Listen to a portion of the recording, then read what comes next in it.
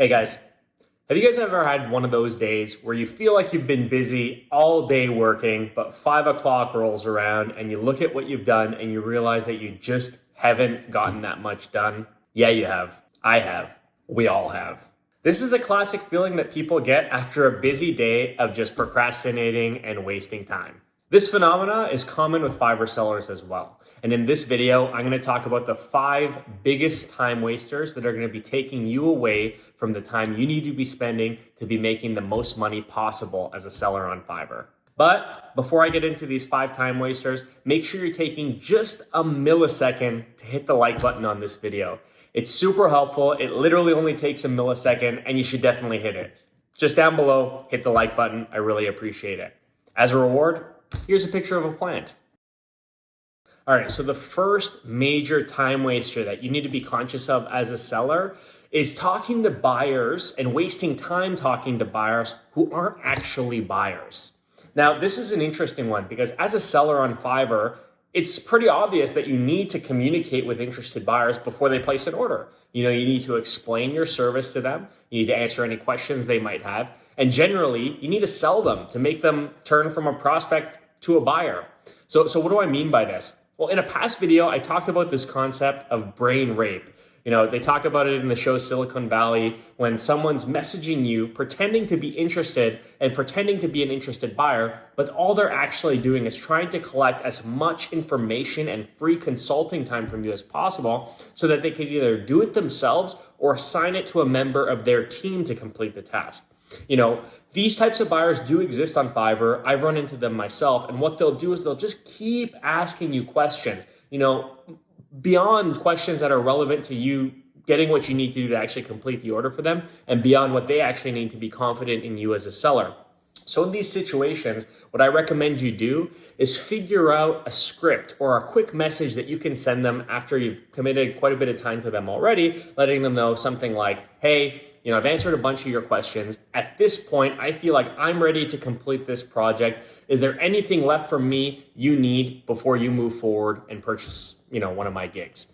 If they just keep hitting you with questions and they kind of avoid the question, that's a red flag. And alternatively, this could be a good thing because if they're not actually just brain raping you and trying to get free consulting, they'll respond and say, hey, yeah, I have all I need. I'll place the order. So yeah, that's number 1. Don't waste time with buyers who are just tire kicking and trying to get free consulting out of you. The second major time waster that a lot of sellers waste time doing when they're trying to get their first sale or get more sales as a Fiverr seller is spending hours every day scouring the Fiverr buyer request section. I read this all over the place. I see it in the comments. People mention it in emails to me. New sellers seem to think that buyer requests are a great way to get new business. Newsflash, they aren't. They're huge time wasters. And, oftentimes it pits sellers against each other and people who post buyer requests are just looking for rock bottom prices. And also not to mention that you're competing with, hundreds of other sellers who are rushing to get their proposals into these buyer requests.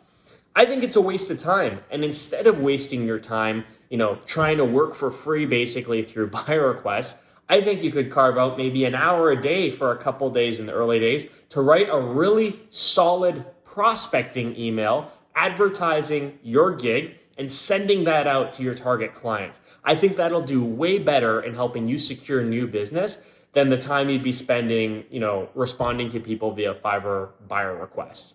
So that's number 2. I think Fiverr buyer requests are a huge waste of time. I never use them to get started. And I think a better use of that same time that you would be using on buyer requests should be spent actually actively prospecting and selling your gigs off of the platform. I think you'll have a lot more success with that.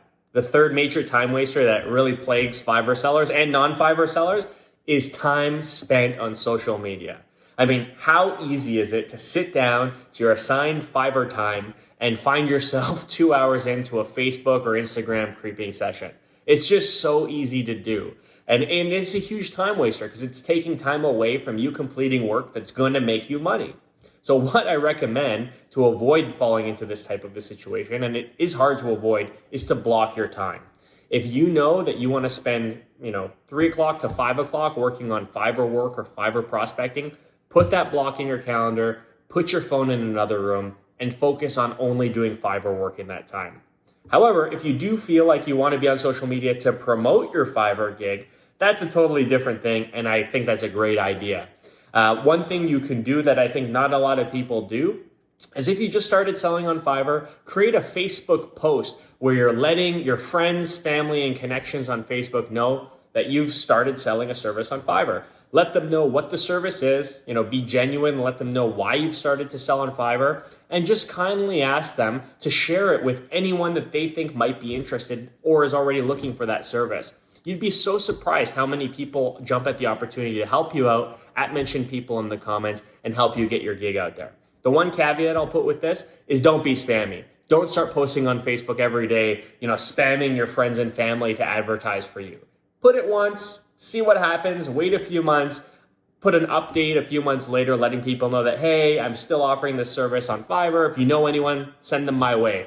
You'd be surprised how many people, jump to help you. So this is number 3. Don't waste time on social media unless it's to advertise your gigs. The fourth major time waster that every Fiverr seller encounters at one point or another, me too, is arguing with buyers when they have a revision request. I can't tell you how many times in the early days of being a Fiverr seller, I would deliver a project that I thought was amazing, my best work. And minutes after delivering it, the buyer hits me back with some revision requests that I think are absolutely nonsense. You could spend an hour going back and forth, messaging them, explaining why they're wrong and why you shouldn't do the revision request or why it doesn't fit into your revision policy. But my mantra here is that if this revision is only going to take 10 or 20 minutes, just do the revision and move on. The time that you're going to save from arguing with that buyer can be used to complete other orders or market your gigs. And also, if you just do the revision, if it does fall into the realm of what's reasonable and into your revision policy, they're going to like you and probably give you a 5-star review and maybe even a tip. So that's my next one. Don't waste time arguing over revisions. Instead, if it's a short and reasonable revision request, just do it. If it does fall out of the scope of your gig or someone's trying to take advantage of you, sure, go back at them and explain to them why that might not be the case. But yeah, if it's quick and easy, just do it. It's going to pay dividends in the form of ratings and maybe tips. And it's also going to free up some time for you to work on other gigs. The fifth and last time waster that I am notorious for, and I'll bet a lot of you are too, is just straight up Fiverr related procrastination.